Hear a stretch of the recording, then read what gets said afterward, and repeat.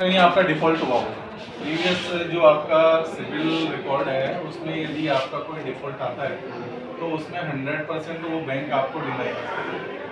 सिर्फ मतलब कोई वहाँ पर फिर ये हाँ काम हाँ, नहीं करेगा। जैसा कि अभी आपने पूछा कि आबाल जो स्कीम है वो किस प्रकार से उसका आप लाभान्वित हो सकते हैं या उसका किस प्रकार से आप बेनिफिट ले सकते हैं, उसमें मैं हमारे जो भारतीय स्टेट बैंक की जो आबाल योजना है उसके बारे में मैं आपको ये बताना चाहता हूँ कि पहली शर्त इसमें यह है कि आपके पास जो है एग्रीकल्चर लैंड होना जरूरी है। इसके बाद सेकंड थिंग हम यदि आते हैं तो आपके पास जो भी हम आबाल लेने जाएंगे उसमें आपकी जो भी रेजिडेंशियल प्रॉपर्टी है, आपका मकान है, वो आपका गिरवी रखा जाएगा।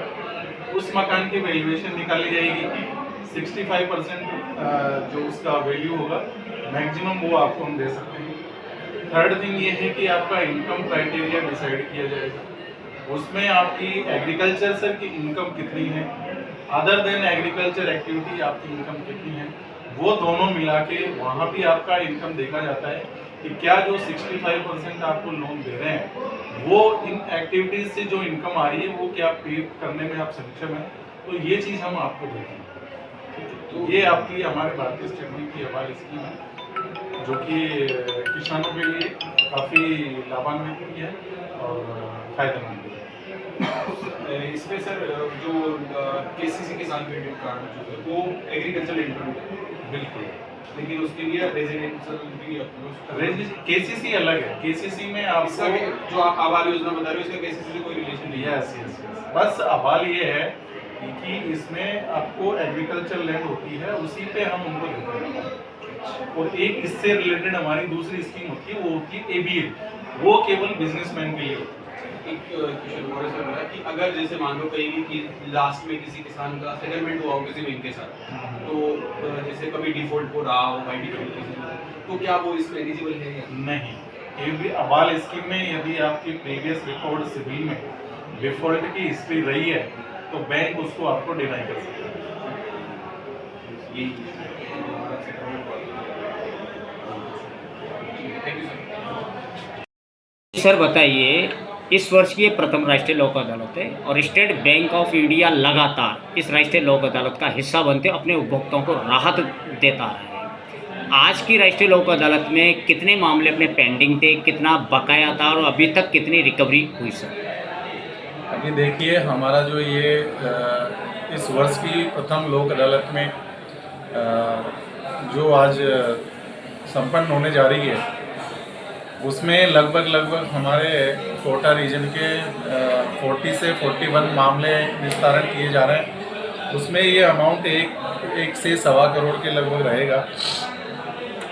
और अभी भी हमारे जो एनएलए सेंटर्स है 6 से 7 सेंटर्स हैं उन पे कंटिन्यूसली रिकवरी आ रही है। हालांकि अभी देखने को ये मिल रहा है कि अभी हार्वेस्टिंग सीजन है तो लोगों के पास पैसा नहीं होने की वजह से इंक्वायरीज हमारे पास ज़्यादा आ रही है, ताकि यदि जो नेक्स्ट फाइनेंशियल ईयर के फर्स्ट क्वार्टर में जो भी कोई लोक अदालत होगी तो उसमें हम उम्मीद कर रहे हैं कि और भी इससे भी ज़्यादा रिजल्ट्स उसमें रहेंगे। आज जो राष्ट्रीय लोक अदालत है, जो प्लेटफॉर्म जो माननीय सुप्रीम कोर्ट ऑफ इंडिया और राजस्थान हाई कोर्ट ने बना, नालसा और राजस्थान ने जो बनाया है, इसको लेकर क्या कहेंगे और आम जनता को क्या संदेश देना चाहते हैं सर? इसके माध्यम से मैं ये संदेश देना चाहता हूँ कि माननीय सुप्रीम कोर्ट ने जो ये एनएलए की व्यवस्था की है, ये जो कस्टमर्स हैं, डिफ़ॉल्टर्स हैं और बैंक्स हैं या और कोई संस्थाएं हैं, उनमें दोनों के लिए विन विन सिचुएशन है। दोनों के लिए ही ये लाभकारी है एनएलए जो है, इसमें दोनों को ही अच्छा बेनिफिट मिलता है। जहाँ पे कई लोग, जैसा कि हमने पिछली लोक अदालत में भी आपको इंटरव्यू दिए थे, उसमें भी हमारे कई जो दंपत्ति आए हुए थे उन्होंने भी इंटरव्यू दिए, उन्होंने भी अपनी सक्सेस स्टोरीज बताई और यहाँ आके जब वो मिले एनएलए में उनके मामले निस्तारण किए गए। ऐसे कई एग्जांपल्स आपको हर सेंटर्स पे और देखने को मिलेंगे। तो ये जो व्यवस्था है एनएलए की जो माननीय सुप्रीम कोर्ट के द्वारा चालू की गई है, ये बहुत ही लाभकारी योजना है। आज कोई हाईएस्ट ऐसा मामला जिसका निस्तारण हुआ? अभी हमने एक 6 लाख रुपए का निस्तारण किया है जिसमें जो एक परिवार की उसमें मुखिया की डेथ हो गई थी और उसमें उनके जो बेटे थे वो यंगी थे, अभी 16 to 17 इयर्स के बेटे, और उनकी माँ यहाँ आई हुई थी।